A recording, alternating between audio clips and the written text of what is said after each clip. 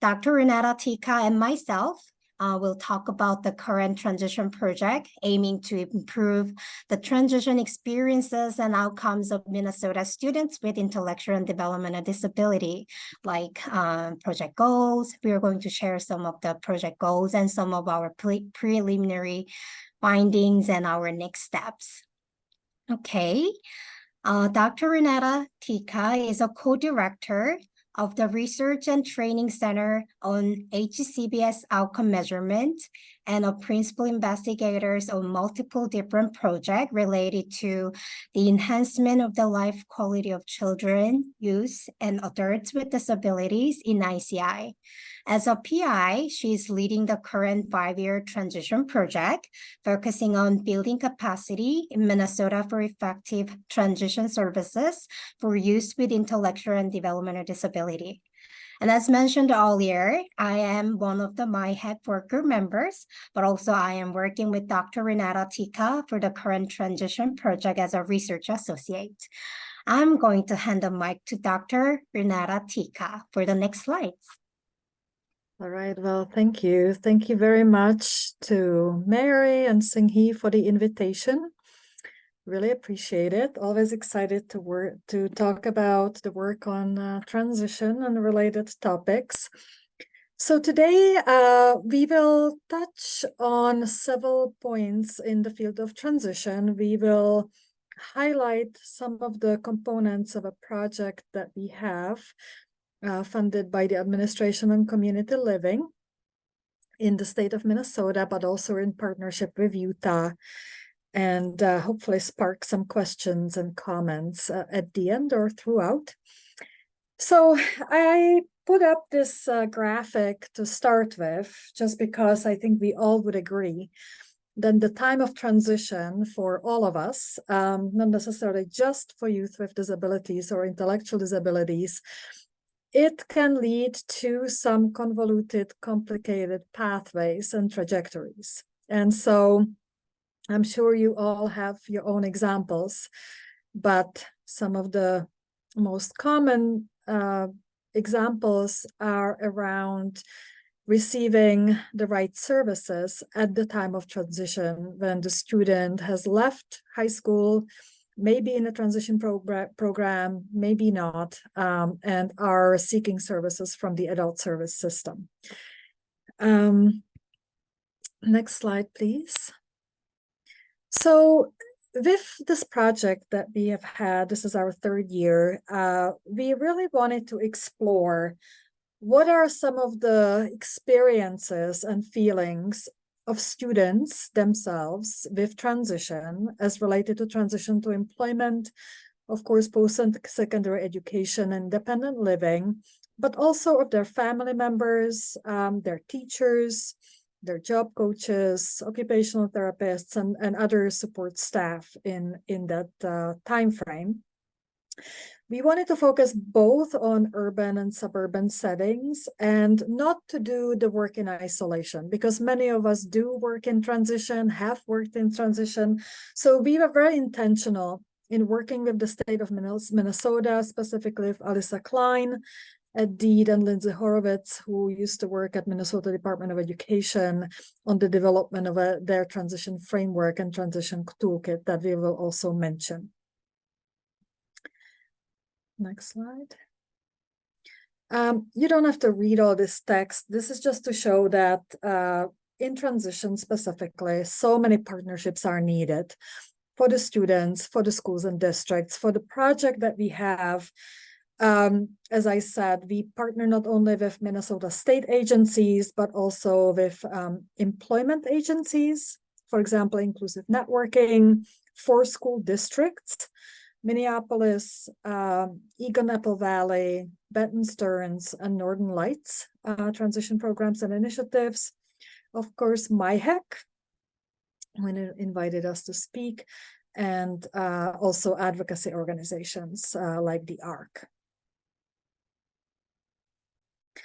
Now, this may be familiar to you. This is the framework that has been in development for the last couple of years at the state level that is available at the Disability Hub Minnesota website. That's a great resource for transition and education for students at that age. And it just kind of highlights the main components of transition, what are some of the focal points. And many of you may know that the states also put together a toolkit on transition on the website, on the E1MN website, that is available, the resource is available, but they have kind of pulled back a little bit in this school year, focusing more at the administrative level of the transition programs and school districts, introducing their framework rather than the whole toolkit. So you may be familiar with that initiative. So we did include here the website for Disability Hub in case you're not familiar. And we have worked closely with the State Department or the different arms of it alongside as they were piloting the toolkit and the framework, providing them with some evaluation feedback, and are very much in contact with them throughout this project. Now, there are several frameworks of transition that have received some research attention.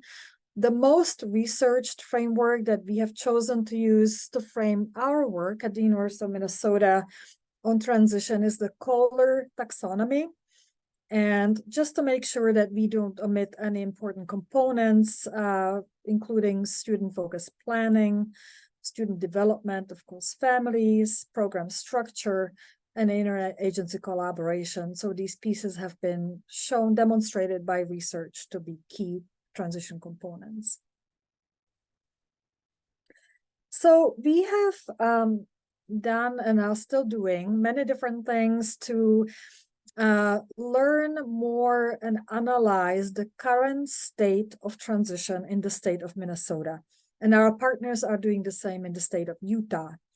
So, of course, starting with a literature review that we have been working on for quite a while, because there's a lot of articles that we need to review and research. We have also implemented the community-based participatory approach, and we'll mention some of that in a minute, making sure that we are true to the experiences of community members and families and students and teachers as we are doing this with the programs. We will also talk a little bit about photo elicitation, so giving students cameras to document their transition experiences. And Singhi is going to talk about the work-based learning aspect of the project. So we'll start with some of the qualitative approaches and findings, and Singhi will start by talking about the initial site visits to the 4 school districts that we did to begin this process. And here, as she is she's getting ready to speak about that, here are just some photos from our visit. So what we were after was really learning about the structure of these programs, the physical space, the materials, what are teachers talking about and thinking, and just the general milieu and layout of the programs. Thanks, Renata. Again, the purpose of our qualitative approach is to explore and describe our 4 partner districts transition program serving transition age youth with intellectual and developmental disability in Minnesota across different regional geographical regions of the state. And what we want to know through this qualitative approach, we would like to learn the most prominent strengths and then the most needed area of each transition program to support students with intellectual and developmental disability. To do that, we conducted site visits for each program, and we also have been conducted focus groups and interviews with the key stakeholder groups, such as teachers, program support staff and students' families, as well as individual students. Next page, please. Yep, next page, yep. Next slide. Yeah. Okay, for the site visit, our research team visited 4 different transition programs run by the 4 different region school district in Minnesota. And then one of the importance of the site visitation observation, it provided important contextual information before conducting focus group and individual interviews. So we developed the site visit protocol for making a direct observation of the program by focusing on program environment, like building atmosphere, inclusion in the program environment, and interactions between teachers and students, and educational resources and curriculum, and etc. And after each site visit, our team regrouped to discuss what we observed during the site visit. And then those team discussion was audio recorded and transcribed, and also we did coding. Next. Yep, thank you. And some of the findings from the site visit. 2 of the transition programs are situated in separate buildings from the high schools, while the other 2 programs are within the high school buildings. Only one program seemed to have connections with the mainstream programs, and most programs do not seem to collaborate with other programs within their physical setting. And then the skill training each transition program provided for their students are varied from, basic skills like meal planning to specific skill training like electrical or bicycle fix. Some district clearly provided training based on students' interest and goals, while the other provided more generic training. And some districts collaborate with only nonprofit to provide students with work experiences, while other programs collaborate with different manufacturers and fast food restaurants, etc. One thing we found, all districts seem to have very limited connections with their local colleges and university. Then I will, yep. Yeah, there was a question. Yeah, so wanting to know the 4 school districts with whom we participate. So we work with Minneapolis Transition Plus program, the Transition Plus program in ISD 196, which is Eagan Apple Valley, Benton Stearns Cooperative, and Northern Lights Cooperative. So those are the 4. So the other piece that we conducted some focus groups in 2 of the districts. We are still finishing the others with educators, support staff. So this would be paraprofessionals, job coaches, also VR professionals, county case managers, and family members, and also interviews with students with intellectual and developmental disabilities in those programs. Now, some of the interesting highlights. So the family members did make it pretty clear that they learn most information about what's needed for transition of their youth from each other, rather than from professionals. And so they really were asking for more structured networking among family members around the themes of transition. The educators, the teachers felt pretty confident that they had the topic under their belts, that they understood the needs of the students. They seemed pretty comfortable in their roles. The support staff seemed quite, what should we say, in many ways disconnected from the teachers. They were considered to be kind of the worker bees. There was from one of the groups, the comment was they have never seen the students' transition plans or their IEPs. So it was hard to imagine how they could support the students in a person-centered manner if they have never seen their goals and plans. Some of the needs that were mentioned and on which we are trying to work on in our next phase of the project is more training for job coaches, thinking about innovative transportation options, which Minneapolis, for example, does. And then educating employers in the community about the importance of employing their students. And they were clear differences by district. So some of it is geographically determined, some of it is determined just by the size, the rurality of it. So there were clear differences there. The student interviews were also quite revealing, as you can imagine. And for my colleagues and for me as well, there was a clear message where the students began the interviews by kind of repeating their IEPs. So they would repeat what their goals were, and they would repeat what the supports they are supposed to be getting for those goals. And they would say things like, well, I had this placement at Goodwill, and I am doing that work-based learning because I'm going to work at Goodwill.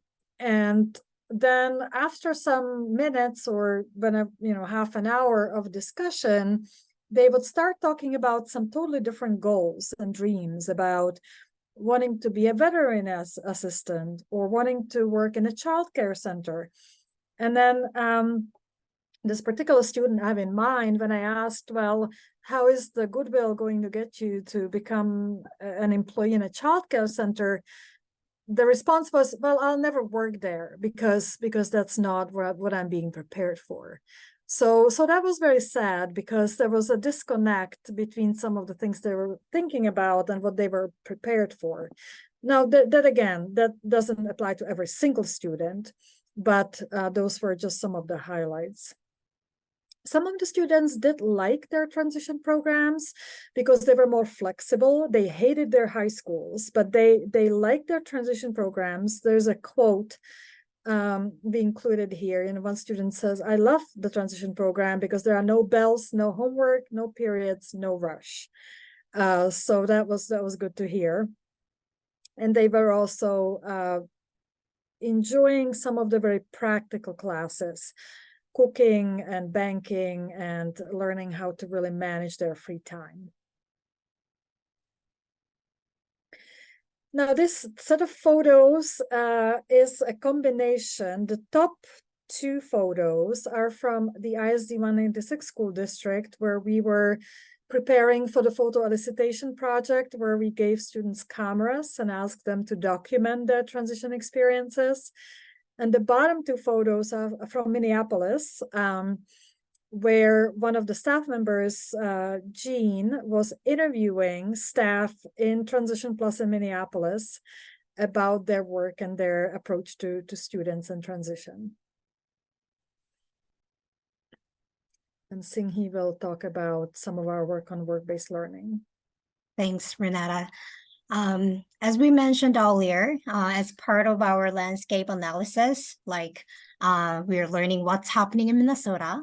So we are also exploring the work-based learning in the 4 different transition programs. Next slide, please.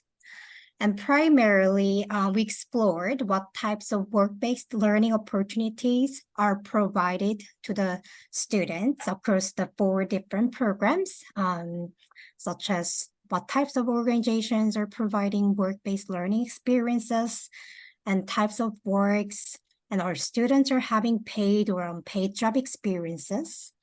And we explore these within and across those programs.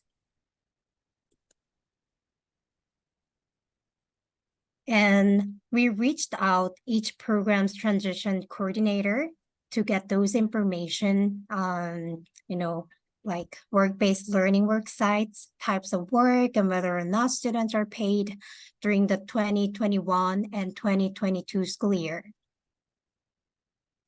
Next slide, please. And then we found across all the transition program, majority of the work sites that the transition programs are partnered with private organization like pet store, grocery store, fast food restaurants, etc. And then about 22% of the work sites are non-profit organization like community thrift store like Goodwill and Children's Hospital. And then 17% of the work sites are local government agencies like veterans organizations, Minnesota Zoo. And some work sites were housed within the transition program. For example, offering the students some work experiences in school kitchens, or, offering some of the lunch duties. And another thing we found, majority of the job types were building, groundskeeping, and maintenance like custodial and landscape types of jobs. And next large part of the positions was in assembling and stocking and organizing things. In addition, the percentage of the paid work experiences is pretty variable across the transition programs. One program's majority of their student work experiences are unpaid position, and on other programs, half of the positions are paid and unpaid. And then one of the transition program located in urban setting, their majority of the positions are paid. So there are some variability across the programs and then where their program is located. And then next, yep.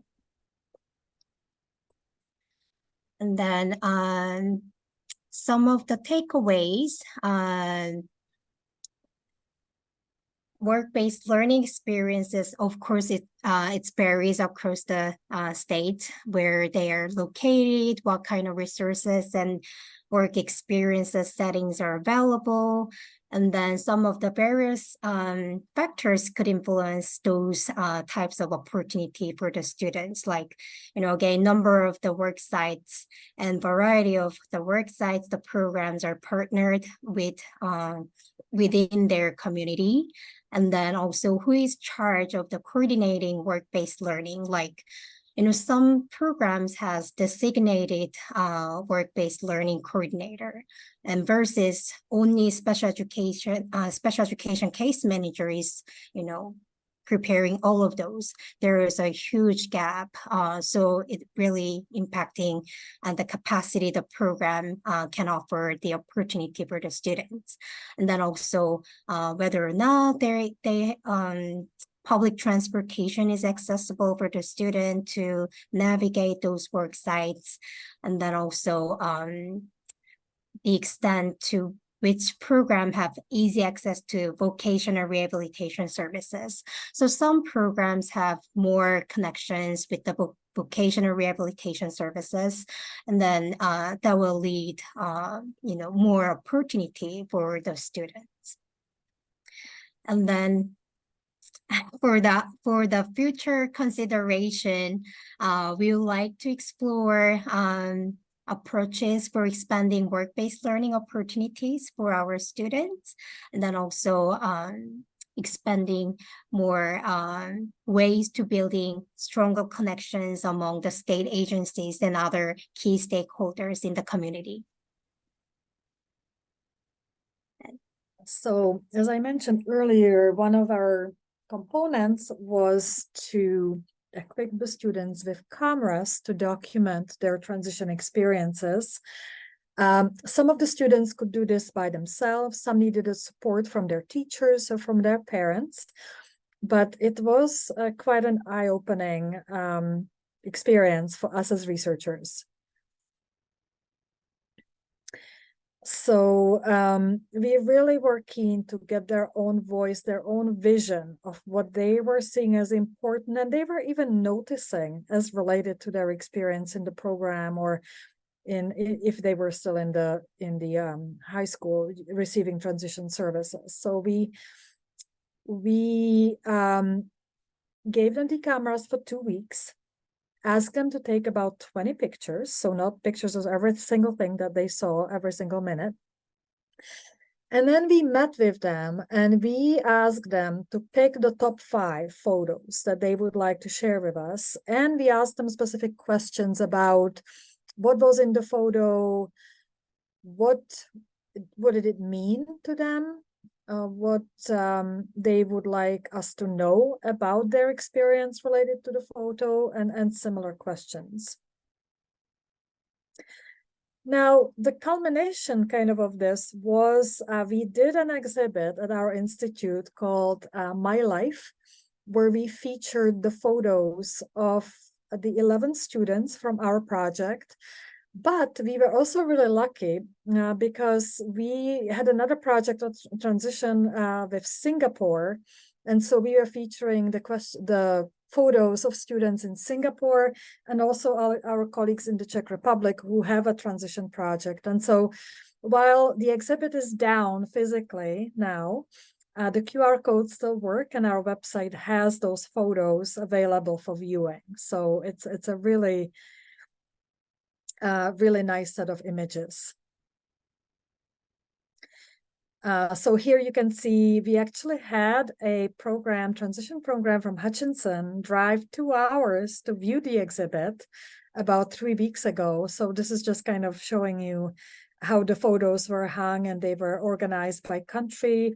We also asked the students and parents and teachers to comment on the photos, what they were seeing as similar to their own experiences. And it was quite powerful. And I'm not sure, Singhi, if we have a slide about the takeaways, but I certainly can highlight some.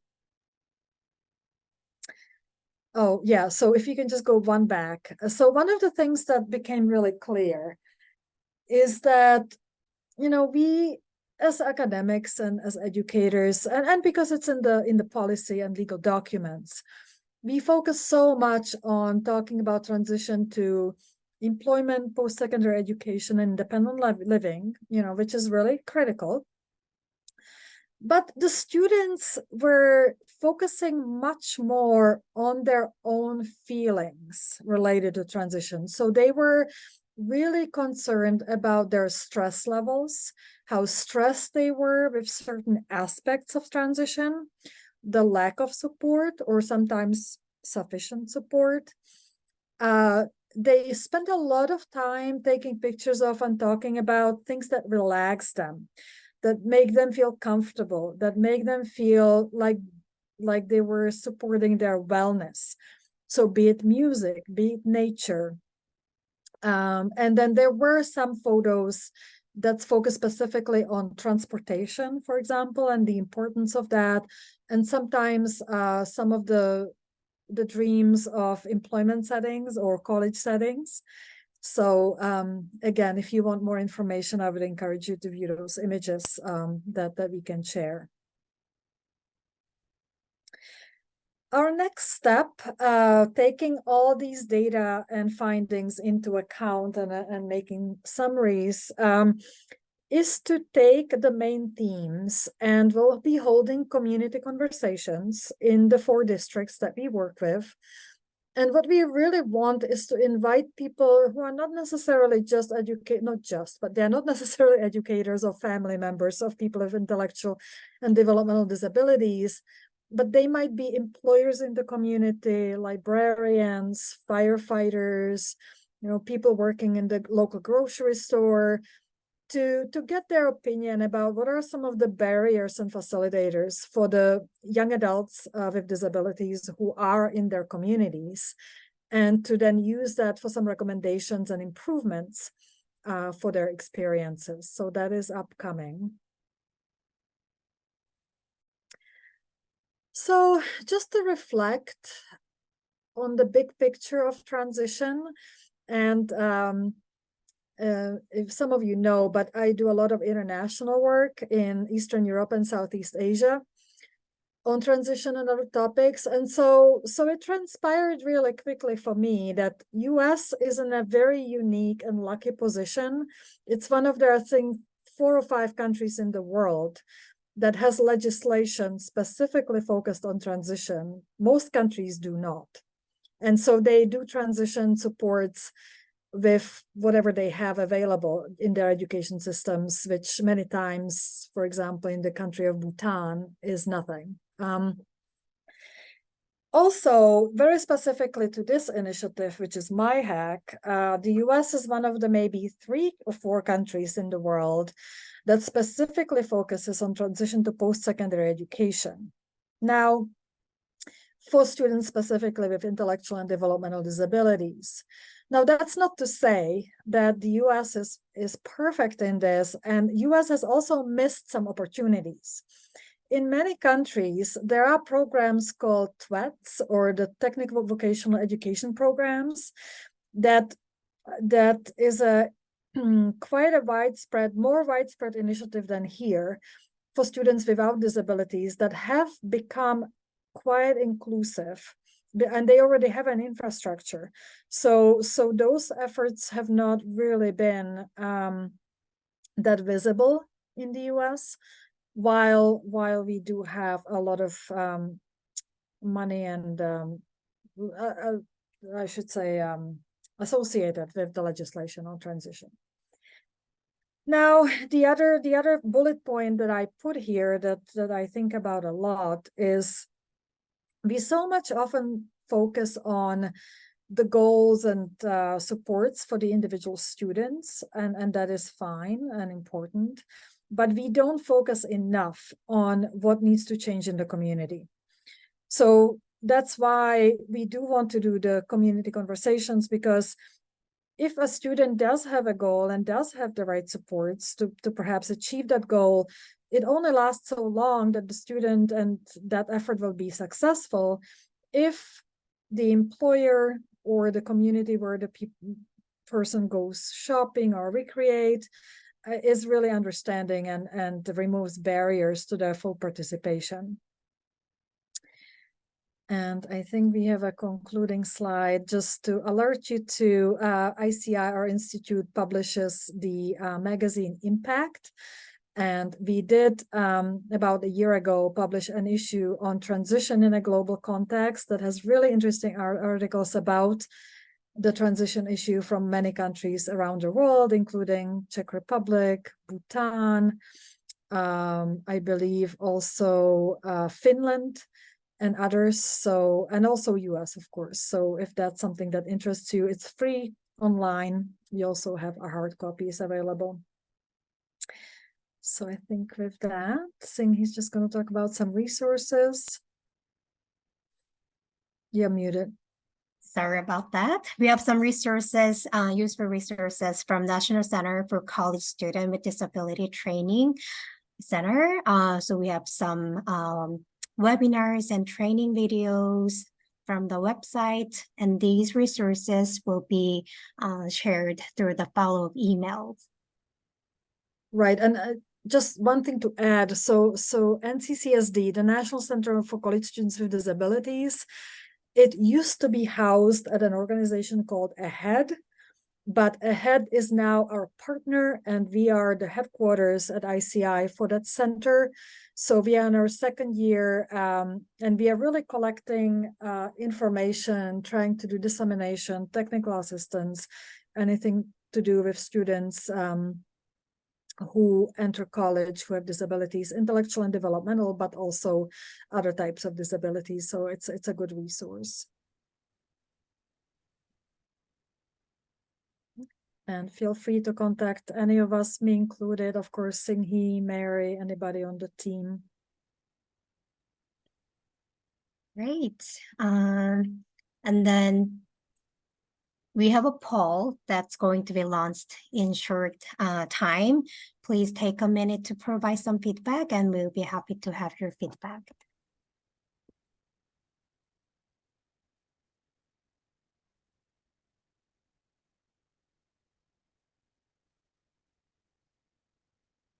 And then while you're filling out the poll, feel free to drop any questions in the chatting box, or you can speak up. Yes, appreciate any comments or questions. Renata, I have a question while people are doing the survey. Mm-hmm.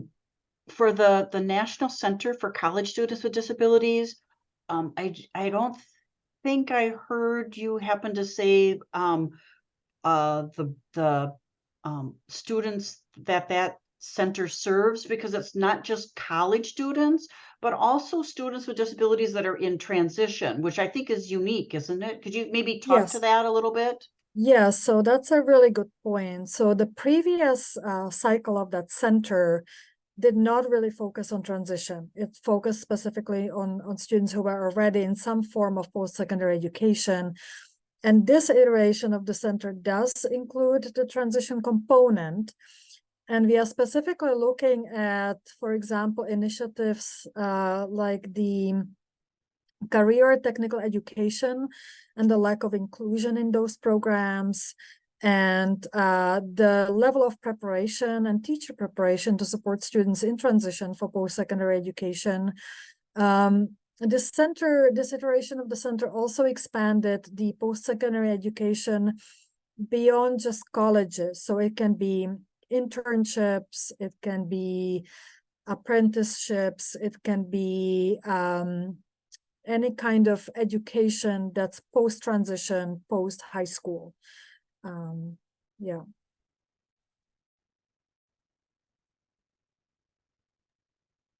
One other question that came up prior to the event, and I don't see the person is was able to join today, but they were asking about the project that you're doing, and if you could maybe speak to how the transition was incorporating in, or maybe not, dual enrollment or concurrent enrollment. So students that are in transition, are they having the opportunities to take college classes or audit college classes as part of their exploration while they're still in transition? And also, I think, as prep for college, right? If they something they want to continue beyond transition or during.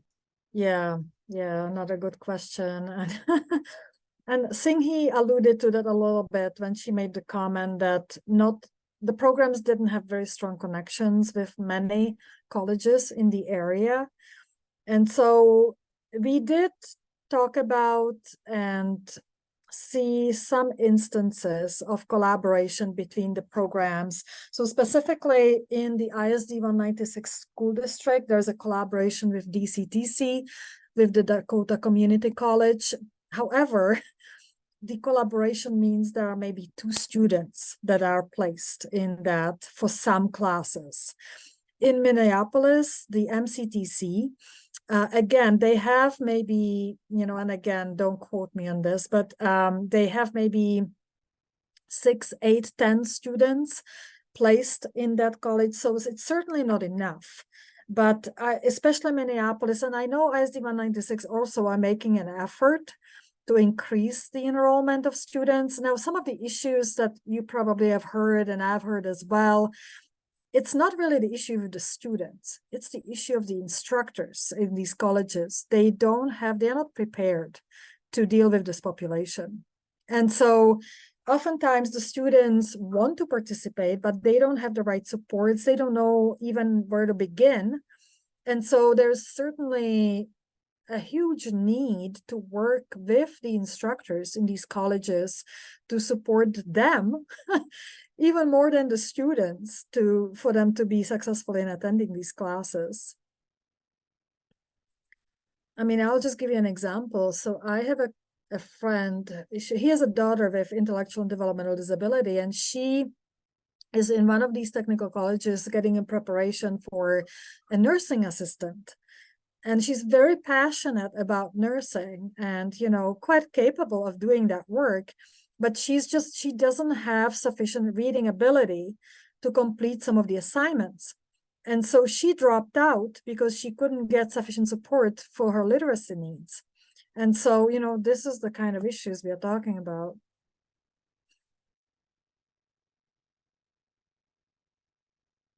Thank you. There are a couple of questions in the chat.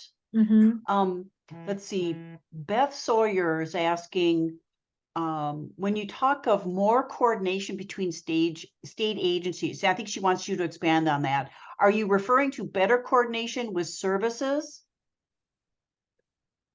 So you mean state agencies like Minnesota Department of Education and the Department of Employment and Economic Development? I believe so. She went further to say, I have seen that the access to VR services can be complicated. Oh, I see. Yes. And So she, go ahead. I have seen a spectrum of this. I have seen some success stories where from the very beginning, the VR counselor, is included even before transition happens in the transition program. The VR counselor is included with the Pre-EDS initiative in the transition programming since the age of 16. And that same counselor then transfers and supports the individual in transition and beyond.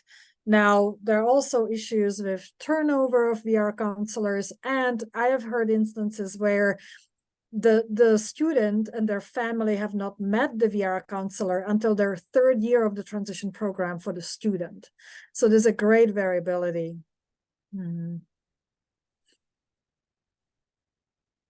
Thank you. Let's see.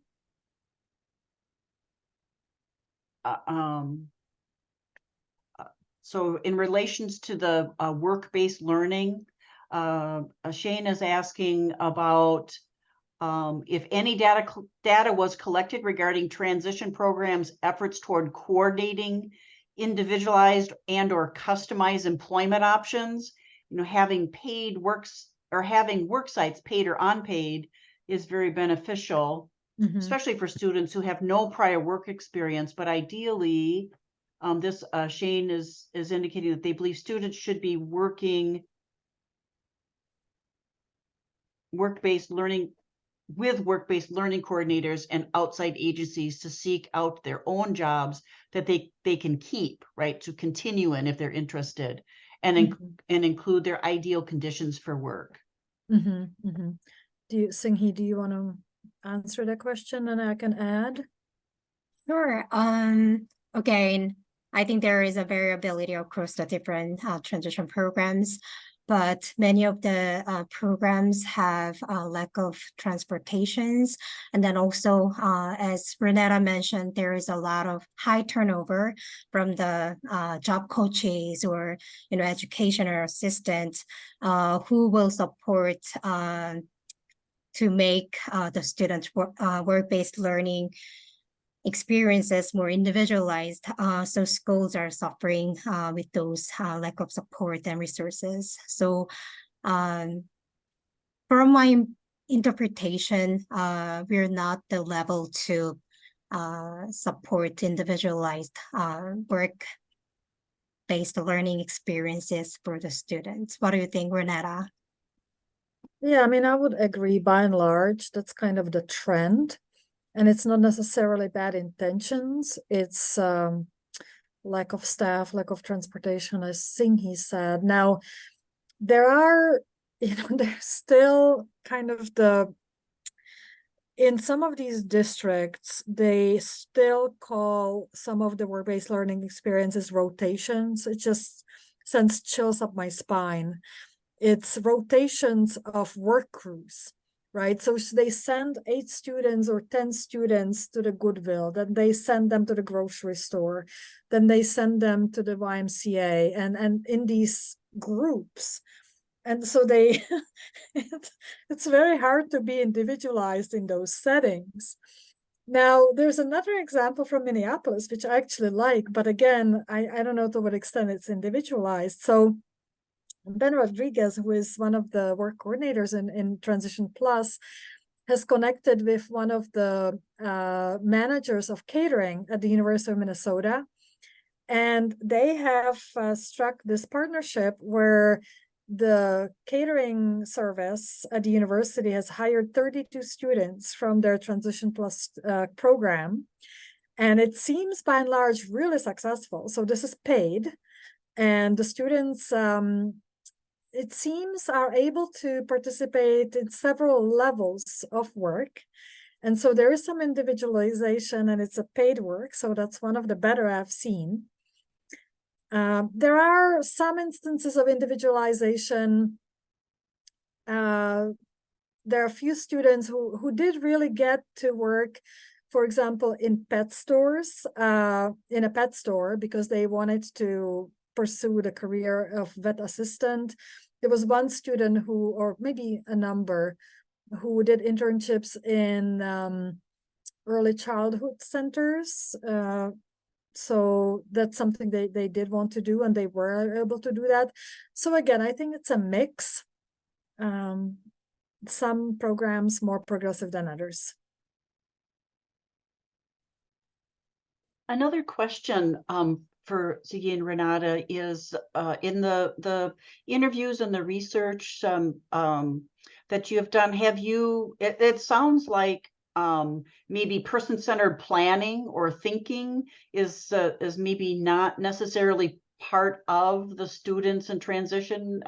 Could you talk about that? Because I think, is there not just sort of an initiative in the Minnesota Department of Education to be more person-centered so that it can be more individualized? I mean, were you seeing any movement in that area, or is that just sort of a area of opportunity? Yeah. So I would say at the administrative level, there is certainly an understanding and support of person-centered planning and thinking. I do believe the teachers themselves, they may have gotten training on that, or they are more familiar with the education model of that philosophy, which is individualized planning. And they do it with the plans as legally needed.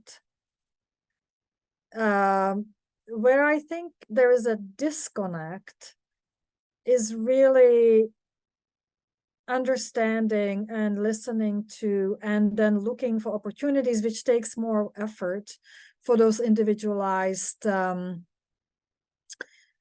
work or internship or college placements.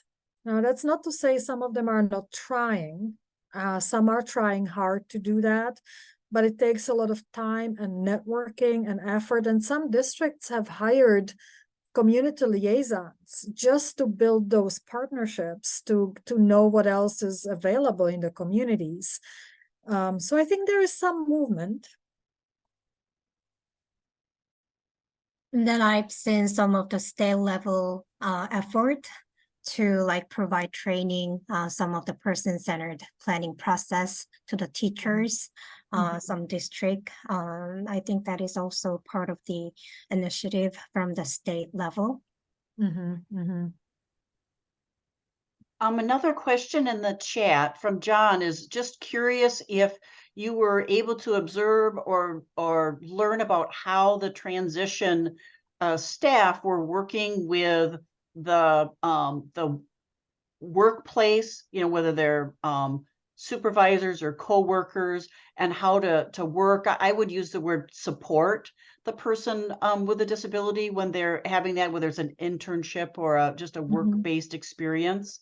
And if so, any general impressions about the effectiveness of the strategy of that training?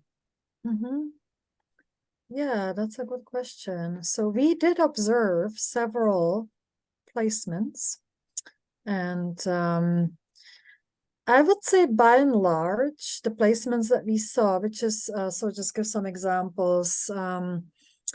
It was at a sort of an, I wouldn't say agricultural facility, where the students started in that warehouse with the equipment cleaning, and then he slowly built himself to learn how to drive a lawnmower, and how he was able to independently do that, so that he got really, I think, appropriate and good support.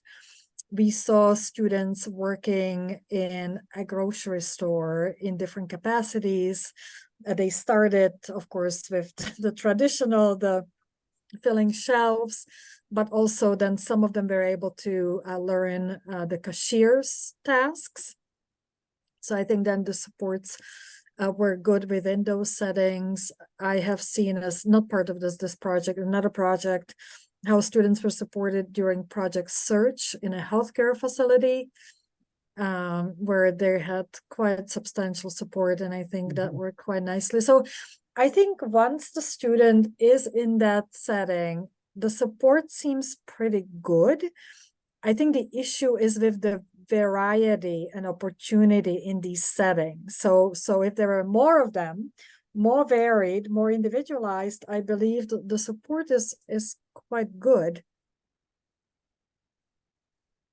One other question, going back to the connection or lack of connection between the transition educators and sort of the local colleges. Yeah, I think is it fair to say that in most school districts, the connection with the school, between the school district and colleges and universities, is through the guidance counselors, and some school districts have also sort of a college a staff person that's sort of dedicated to help students in their college search and that type of thing. And do you think that might be part of the issue, where they're not thinking in terms of students in transition and post-secondary, and that's maybe why there's not that good connection?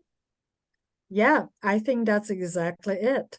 So there is a very little communication between the guidance counselors and then the transition coordinators, because as you say, many times the guidance counselor don't even think of students with intellectual and developmental disabilities being looking for college placement. So I think that's a huge gap and a huge opportunity for some awareness building and training.